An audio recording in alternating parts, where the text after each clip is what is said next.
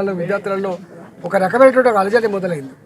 ఇవాళ ఉస్మానియా విశ్వవిద్యాలయంలో విద్యార్థుల ఆత్మహత్యలు కొనసాగద్దని, యువకులారా ఆత్మహత్య చేసుకోవద్దు మేమున్నామని చెప్పి ఈరోజు సంఘీభావంగా వాళ్ళు అక్కడ వీళ్ళకు బాసటగా ఉద్యమాలు చేస్తే వాళ్ళని కూడా అక్రమంగా అరెస్ట్ చేసి ఇవాళ పోలీస్ స్టేషన్ తరలించారు. సురేష్ యాదవ్ లాంటి నాయకులని ఇవాళ లోపడేసిండ్రు. ఇవాళ ప్రభుత్వం లోపడేసినంత మాత్రాన, కేసులు పెట్టినంత మాత్రాన ప్రత్యామ్నాయ ఉపాధి కల్పించినంత వరకు ఈ ఉద్యమాలు ఆగే ప్రసక్తి లేదు. ఇవాళ యావత్ తెలంగాణ విద్యార్థి లోకానికి, యువకులని విజ్ఞప్తి చేస్తున్నా, మీ అమ్మా నాన్నలు కళ్ళగన్నటువంటి మీరు గొప్పగా ఎదగాలని చెప్పి, గొప్పగా ఎదుగుతో చూసి మురవాలని చెప్పి అయితే కలగంటున్నారో వాళ్ళ కళ్ళలుగా చేయకండి. ఆత్మహత్యలు పరిష్కారం కాదు, ఆత్మహత్య చేసుకోవద్దని చెప్పి నేను కోరుతా ఉన్నా. ఇక్కడ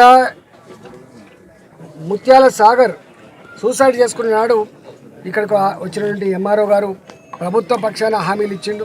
వాళ్ళ కుటుంబంలో ఒకరికి ఉద్యోగం ఇస్తామని చెప్పి, ఆ కుటుంబాన్ని ఆర్థికంగా ఆదుకుంటామని చెప్పి అయితే మాట ఇచ్చిండో ఇవాళ ఎవరు సప్పుడు చేస్తలేదని చెప్పి తెలుస్తూ ఉంది.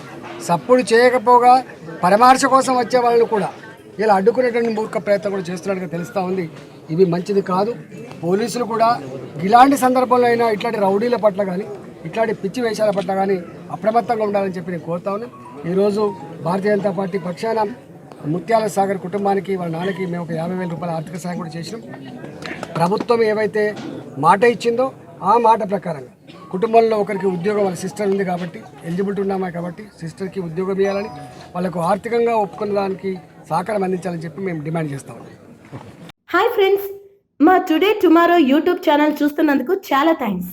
మరిన్ని లేటెస్ట్ వీడియోస్ కోసం వెంటనే సబ్స్క్రైబ్ చేయండి.